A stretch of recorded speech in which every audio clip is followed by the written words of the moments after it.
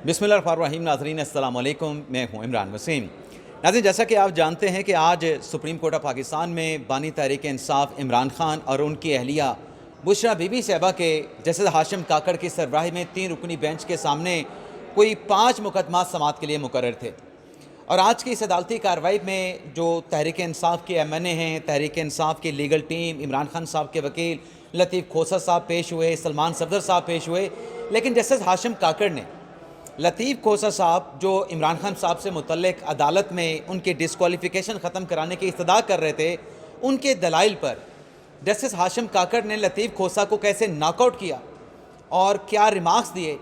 उन रिमार्क्स के बाद कमरा अदालत में लतीफ़ खोसा साहब की हालत क्या थी, लाजवाब हुए या अदालत से उन्होंने क्या मुखातब होकर कहा, जवाब में क्या कहा, ये सारी डिटेल अदालती केसेस की जो समाअत हुई है आपकी खिदमत में पेश करेंगे। और आज के प्रोग्राम में हमारे साथ जनाब जानज़ेब अब्बासी साहब सीनियर साफ़ी हैं, वो मौजूद हैं। जनाब ज़ीशान साहब वो मौजूद हैं, ये भी सीनियर साफ़ी हैं। तो मैं तो आज अदालती कार्रवाई में नहीं था और उसकी वजह भी जनाब जानज़ेब अब्बासी साहब बयान करेंगे। सुप्रीम कोर्ट में था लेकिन अदालती कार्रवाई में नहीं था। तो जानज़ेब अब्बासी साहब से अपने व्लॉग का आगाज़ करते हैं। जानज़ेब अब्बासी साहब, पहले तो आप बता दें कि मैं आज कमरा अदालत में क्यों नहीं था, और उसके बाद आप इमरान खान साहब के कुछ 5-6 केसेस से किस केस से, किस मुकदमे की समाअत से आप जो है हमें और हमारे नाज़रीन को आगाह करेंगे। बहुत शुक्रिया इमरान वसीम। सबसे पहले तो आपको बहुत बहुत मुबारक हो। Press association of supreme court के सदर के तौर के ऊपर आपने आज वज़ीर कानून आज़म नज़ीर तारड़ साहब से हल्फ लिया है। हल्फ बर्दारी की तकरीब में, क्योंकि हम भी मसरूफ़ थे, लेकिन हमने आपस में तय ये किया हुआ था कि कुछ चीज़ें बांट ली जाएं, कि अदालत कवर कर ली जाए ताकि हमारा जो इवेंट है, मेहमान आ रहे हैं, ताकि वो मामला भी मुतासिर ना हो। तो इसलिए आप कोर्ट में नहीं थे। तो एक तो बाज़ाब्ता तौर पे आपको बहुत बहुत आपको और आपकी कैबिनेट को जो है वो सदर press association of supreme court के तौर के ऊपर हल्फ बर्दारी की तकरीब में भी जो है वो ये मुनक्कद करने पे मुबारकबाद हम पेश करते हैं। बहुत बहुत शुक्रिया जानज़ेब साहब आपका। आप आज की प्रोसीडिंग पे आते हैं। जो सबसे दिलचस्प मरला है ना इमरान अदालती प्रोसीडिंग का, जिसमें मैंने देखा कि जज जो है ना खिलखिला के हंस रहे थे लतीफ़ खोसा साहब की दलाइल के ऊपर, क्योंकि लतीफ़ खोसा साहब, तीनों जजेस के नाम भी बता दें जी। चीफ जस्टिस हाशिम काकड़ साहब की सरबराही में ये बेंच था। इसमें जस्टिस सलाउद्दीन पंवर और जस्टिस इश्तियाक इब्राहिम शामिल थे। तो उस पोर्शन पे तो हम आखिर में आते हैं मेरे ख्याल में।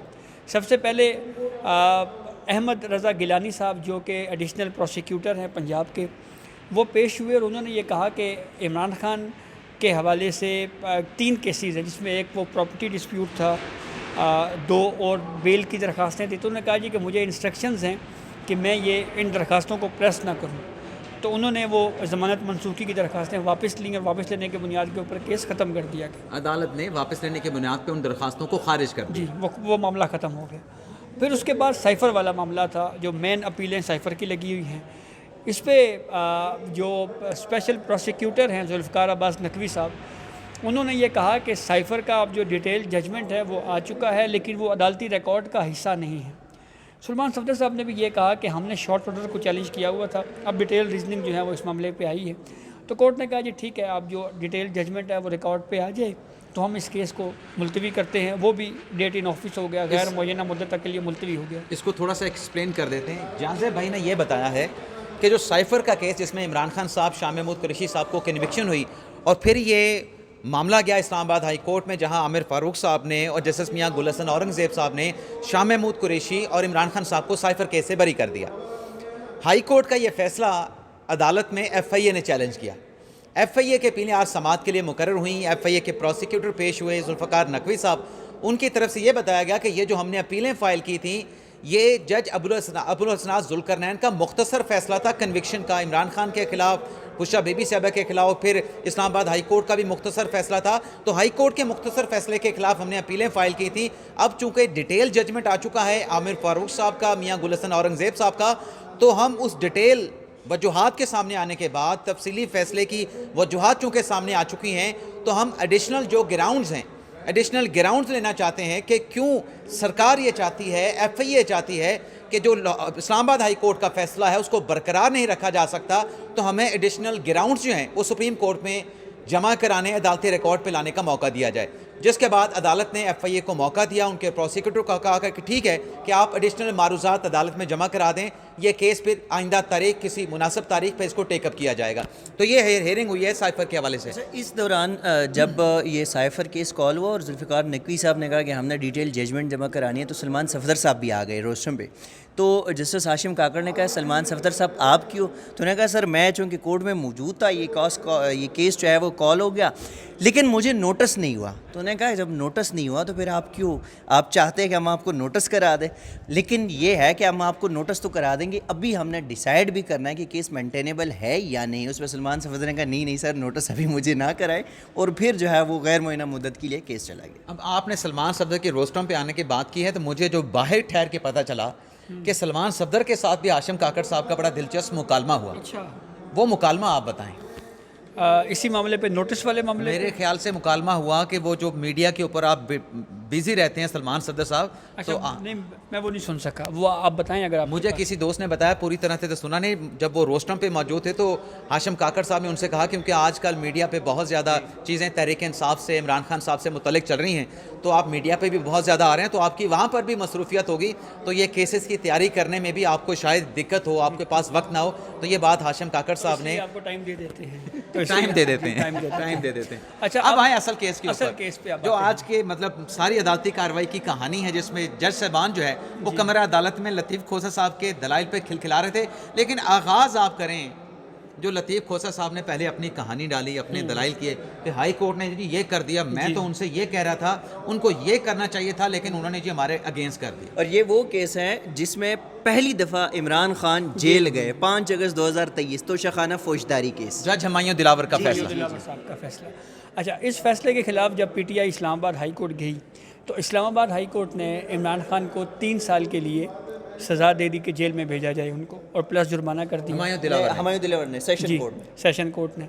तो जब इस्लामाबाद हाई कोर्ट के फैसले के सेशन कोर्ट के फैसले के खिलाफ जब इस्लामाबाद हाई कोर्ट में गए तो लतीफ़ खोसा साहब खैर से वहाँ से भी वकील थे जी, इमरान खान के वकील। जी, इमरान खान के वकील थे। तो इस्लामाबाद हाई कोर्ट ने क्या किया, इस्लामाबाद हाई कोर्ट ने इनकी जो सज़ा है वो सस्पेंड कर दी, लेकिन जो जजमेंट का जो ऑपरेशनल पार्ट था उसको सस्पेंड नहीं किया। ये आ गए सुप्रीम कोर्ट में, अपील में इमरान खान साहब लतीफ़ खोसा साहब के जरिए। लेकिन वहाँ पे इमरान खान साहब की जमानत हो गई हाई कोर्ट में, हो गई है, और अभी मेन केस बरी करने का उन्होंने हुक्म भी दे दिया, लेकिन बरीयत इसलिए नहीं हो सकी क्योंकि इमरान खान साहब और केसेस में उनको गिरफ्तार कर लिया गया। वहाँ पे सिर्फ सस्पेंशन ऑफ द ऑर्डर है, सेंटेंस को जो है वो सेटिस्फाइड नहीं हुआ, सज़ा को नहीं हुआ। तो आज लतीफ़ खोसा साहब ने ये कहा जी कि अच्छा, उसका नतीजा ये निकला कि इमरान खान, क्योंकि सुप्रीम कोर्ट का फैसला था कि सज़ा याफ्ता शख्स पार्टी चेयरमैन नहीं हो सकता, इलेक्शन का हिस्सा नहीं ले सकता इलेक्शन में, तो लतीफ़ खोसा साहब ने ये कहा जी कि उस फैसले के बाद जो है वो डिस्क्वालिफिकेशन हो गई, जजमेंट का जो ऑपरेशन पार्ट है उसको सस्पेंड नहीं किया गया। तो जस्टिस हाशिम काकड़ साहब, मुझे लगता है अच्छा जज कोर्ट जो है ना वो शायद प्रॉपर फाइलें शाइलें पढ़ के आई हुई थी। उन्होंने कहा कि आप ऐसे करें, आप हाई कोर्ट का ना वो जो ऑपरेशन पार्ट जो है ना आप वो पढ़ें, फैसले का जो इस्लामाबाद हाई कोर्ट के फैसले का है, जो जी लतीफ़ खोसा साहब ने एक पैरा पढ़ा, दूसरा पढ़ा, फिर आके रुक गए, फिर की बात करना शुरू हो गए। जैसे हाशिम काकड़ साहब ने कहा कि नहीं आप पैराग्राफ तो पढ़ें। अच्छा जी, फिर उन्होंने जब पैराग्राफ पढ़ा तो उससे पता ये चला कि लतीफ़ खोसा साहब ने इस्लामाबाद हाई कोर्ट में जो आर्ग्यू करते हुए जो इस्तदा की थी वो ये थी कि आप सज़ा को सस्पेंड कर दें, ऑर्डर को सस्पेंड कर दें, नहीं जो ऑर्डर को सस्पेंड कर दें, सजा को सस्पेंड नहीं करवाया, जो ऑपरेशन था ना उसका, हाँ ऑपरेशन जो जजमेंट का, उसको आप सस्पेंड, उस पर बात ही नहीं उन्होंने नहीं की। तो जब ये जस्टिस हाशिम काकड़ साहब ने कहा कि जनाब आपने तो ये किया हुआ है, तो इस पर लतीफ़ खोसा साहब ने कहा जी मेरे पास एक जजमेंट है, 2019 का फ़ैसला है, और ये एक फौजदारी केस में दिया गया लाहौर हाई कोर्ट के जस्टिस एजाजुल एहसन साहब का फ़ैसला है, जिस फैसले को सुप्रीम कोर्ट ने 2019 में बरकरार रखा। तो उस पर रोपा के तहत कुछ एलिगेशंस थे किसी उम्मीदवार के ऊपर, तो कोर्ट ने उसको सज़ा दे दी थी। तो जस्टिस हाशिम काकड़ साहब ने कहा अच्छा ठीक है आप वो पैराग्राफ पढ़ें। लो जी, एक पैराग्राफ लतीफ़ खोसा साहब ने पढ़ा, दूसरा पैराग्राफ पढ़ा, जो एक पैराग्राफ जो रह गया, जस्टिस हाशिम काकड़ साहब ने कहा आप ये पैराग्राफ क्यों नहीं पढ़ रहे? तो जस्टिस इश्तियाक इब्राहिम साहब ने भी कहा आप ज़रा आगे भी पढ़ें ना, मतलब पैराग्राफ नंबर 8 पढ़ लिया, ज़रा 9 भी पढ़ें। खोसा साहब उधर आए ना, इस पे गुफ्तगू में ना 2-3 मिनट गुजर गए ऐसे ही कि यूँ हो गया। उन्होंने कहा नहीं, आप पैराग्राफ तो पढ़े लें जी। आखिरकार लतीफ़ खोसा साहब जब उस पैराग्राफ में आए तो उस पर यह लिखा हुआ था जी कि हमने सज़ा भी और फ़ैसला भी दोनों मुअत्तल किए हैं इस फैसले पे। तो जस्टिस हाशिम काकर साहब ने कहा कि जनाब ये तो आप अपने ही ख़िलाफ़ फ़ैसला ले आए हैं और लगता है आपने जो ऐनक पहनी हुई है ये ज़रा कमज़ोर ऐनक है। तो उस पर कोर्ट में जो है वो कह के लग गए। अच्छा, जस्टिस हाशिम काकर साहब ना पहले उनको ये ऑप्शन दे चुके थे कि हम ECP को नोटिस कर देते हैं, उनसे पूछ लेते हैं कि अब कोई इलेक्शन तो नहीं होने जा रहा, तो ठीक है आप फैसला भी सस्पेंड हम कर देते हैं, उनको सुन लेते हैं एक दफ़ा। तो लतीफ़ खोसा साहब ने खैर वो बात नहीं मानी जब पहले, तो उन्होंने कहा हमने तो आपको ऑप्शन दिया था, आपने वो ऑप्शन जनाब हमारा नहीं माना। इससे पहले एक और ऑफर भी उनको भी, जब केस कॉल हुआ और खोसा साहब आ गए, उन्होंने शुरू की, तो काकड़ साहब ने कहा खोसा साहब इसमें आपको किसी जूनियर को भेज देते, सीनियर वकील आते हैं, वो केस लंबा हो जाता है, इतना केस नहीं होता, तो आप ऐसा करें कि ठीक है किसी को भेज दें। और दूसरा ये कि मेरे उस्ताद मोहतरम बैठे तो मैं रिबटल भी नहीं कर सकता। लेकिन खोसा साहब उस्ताद मोहतरम कौन हो सकते हैं? अच्छा सही साहब, मुझे नहीं पता किसके बारे में कह रहे थे। इसके बारे में मेरे ख्याल में बैरिस्टर अली जफ़र की बात हो रही थी। बैरिस्टर अली जफ़र हाशिम काकड़ साहब के कैसे उस्ताद मोहतरम हो सकते हैं? वकालत में नहीं, मुझे नहीं, मुझे इसका वकालत में हो सकता है। एग्जैक्ट आइडिया नहीं है, मुझे ऐसे एग्जैक्ट आइडिया नहीं है, लेकिन वही हो सकता है। मतलब कमरा अदालत में कोई ऐसी शख्सियत मौजूद ऐसी थी जिसको पॉइंट आउट करके हाशिम काकड़ साहब कह रहे थे कि आप ज़रा मुख्तसर आपकी आगे बात सुने के ना। मैं रिबटल नहीं कर सकूंगा, मेरा उस्ताद अदालत में बैठा है। अच्छा, अब ज़रा आगे सुने। आगे ये हुआ जी कि जस्टिस इश्तियाक इब्राहिम साहब जो है ना, वो यूँ लॉ की एक किताब रख के हंस रहे थे। ये मतलब अपने ही खिलाफ आर्ग्यूमेंट दे रहे हैं लतीफ़ खोसा साहब। इमरान अपने खिलाफ तो नहीं, इमरान खान के खिलाफ चलो, आर्गू, इमरान खान के खिलाफ उधर केस आर्गू सही नहीं किया और यहाँ पर भी गलत आर्गू कर रहे थे। और बेंच ये पॉइंट आउट कर रहा था कि आपने जो कह रहे हैं कि अदालत ने वो ऑर्डर तो सस्पेंड कर दिया, इमरान खान साहब की जो सज़ा है उसका ऑपरेशन सस्पेंड नहीं किया। इमरान खान साहब ने इलेक्शन लड़ना था 2024 का, हाई कोर्ट ने इलेक्शन लड़ने की इजाज़त नहीं दी, तो अदालत तो उस बात पे अथरी थी कि खोसा साहब आपने तो हाई कोर्ट में अपना फौजी मार रहे हैं आप। अपना फौजी आप मार रहे हैं, और जो बात आप यहाँ पे कर रहे हैं आपने वो बात हाई कोर्ट में की ही नहीं। नहीं की। आप जजेस को ब्लेम कर रहे हैं, आपने दलाइल नहीं दिए, तो जजेस उसके ऊपर क्या करते? और जो रिलीफ इस्लामाबाद हाई कोर्ट में मांगा आपने वही दिया, वहाँ भी आप वकील थे, यहाँ भी आप वकील हैं। तो जब ये बात हुई तो फिर जस्टिस हाशिम काकर साहब थोड़ा उन्होंने फील किया कि यार थोड़ा चलें, सीनियर वकील हैं, कि बोलने दे। हाँ सीनियर वकील हैं। तो उन्होंने कहा अच्छा आपने जो फ़ैसला दिया है ना, हम इसको पी जाते हैं, हम ये समझते हैं कि आपने ये फ़ैसला साइट ही नहीं किया, हम इलेक्शन कमीशन को नोटिस जारी कर देते हैं। तो यूँ एक तरह से कोर्ट ने कहा अच्छा चलो खैर है। अच्छा जी, जब ये सारी बातें हो गई तो लतीफ़ खोसा साहब ने अचानक से जो है ना आउट ऑफ वे एक जुमला और मार दिया। उन्होंने कहा जी कि इमरान खान से मुलाकात नहीं करवाई जा रही। तो हाशिम काकर साहब जस्टिस उन्होंने कहा, सलाउद्दीन पवर साहब ने भी, असलाउद्दीन, हाँ उन्होंने भी, जस्टिस हाशिम काकर साहब ने कहा कि आपने तो हमसे 100 वोटों की पावर ही ले ली है, हम इस फौजदारी केस में आपकी मुलाकात इमरान खान से कैसे करवा सकते हैं। उन्होंने कहा देखें ना जी इतने बड़े लीडर हैं। सलाउद्दीन पवर साहब ने कहा देखें हमारे सामने कोई केस है ऐसा जो फिक्स हो। तो फिर जब लतीफ़ खोसा साहब बोले तो उन्होंने कहा अच्छा ठीक है बोलते रहे। तो फिर वो चुप हुए तो उन्होंने कहा मेरी बात सुने, आप वो बात कर रहे हैं जो सियासी नौयत की है, तो आप एक काम करें, ये सियासी बातें जो है ना ये पार्लियामेंट में जाके करें। और लतीफ़ खोसा साहब मैं आपको एक बात और बताऊं, हाशिम काकर साहब ने कहा आपने जो बात करनी थी उसके टिकर भी चल जाएंगे, वीलॉग भी हो जाएंगे, तबसरे भी हो जाएंगे, बस बात खत्म हो गई ना। अच्छा लतीफ़ खोसा साहब चुप हो गए। खोसा साहब ने फिर ये भी कहा ना कि जब डेट की बात आ गई, पहले तो खोसा साहब खामोश ही नहीं होते थे, फिर बेंच ने ये कहा कि भाईजान बस ठीक है, गवर्नमेंट को और इलेक्शन कमीशन को नोटिस हो गए, और फिर खोसा साहब खामोश ही नहीं हो रहे थे, तो उन्होंने कहा ठीक है बस दूसरे कॉल जो है वो उसको करे कॉल। डेफेमेशन का केस भी लगा हुआ था, उसका क्या बना? उसमें इख्तियार समात का इशू है। इमरान खान जो है वो इस मामले पे आए हुए हैं सुप्रीम कोर्ट। थोड़ा बैकग्राउंड ये है कि जब इमरान खान को एक पिटीशन थमाई गई थी इस्टेब्लिशमेंट ने नवाज शरीफ के खिलाफ पनामा वाली, पनामा, तो यहाँ पे सुप्रीम कोर्ट के बाहर आके उन्होंने प्रेस टॉक कर दी थी कि शहबाज शरीफ ने मुझे ऑफ़र की है कि पनामा पिटीशन वापस ले लो, 10 अरब मुझसे ले लो। तो उस पर एक हत्या इज्जत का दावा इनके खिलाफ फाइल हो गया था इमरान खान के खिलाफ। शहबाज शरीफ ने कर रहा जी, तो उस पर ट्रायल कोर्ट में केस चला, मेरे ख्याल में वो हाई कोर्ट में है। तो इशू ये है जी कि ये जो ट्रायल है ये सेशन कोर्ट को करना चाहिए था, ये एडिशनल सेशन कोर्ट कर रही है, और दूसरा इश्यूज़ प्रॉपर फ्रेम नहीं हुआ। तो उस पर आज कोर्ट ने केस सुना। इमरान खान के वकील ने भी यही दो बातें कही कि इश्यूज़ फ्रेम नहीं हुए, और दूसरा इख्तियार समात पे हमारा क्वेश्चन है। तो इस पर शहबाज शरीफ के वकील है मुस्तफ़ा रमदे, उनको नोटिस किया है, उनको नोटिस किया। आज साफ़ी सुराब बरकत का केस भी था जी। अब सुराब बरकत की ज़मानत तो अदालत ने 2 लाख की मुचलकों के एवज़ ले ली, लेकिन जज साहबान के रिमार्क्स ख़ास तौर पे जो जस्टिस मियां गुल हसन औरंगज़ेब साहब ने दिए, क्योंकि सराब बरकत के वकील साद रसूल का कहना था कि मरकज़ी मुलजमा जो है वो सनम जावेद हैं और पकड़ा हुआ मेरा क्लाइंट है। उस पर जस्टिस मियाँ गुल हसन औरंगज़ेब साहब ने बड़ा एक जुमला कहा, बड़े अहम रिमार्क्स दिए।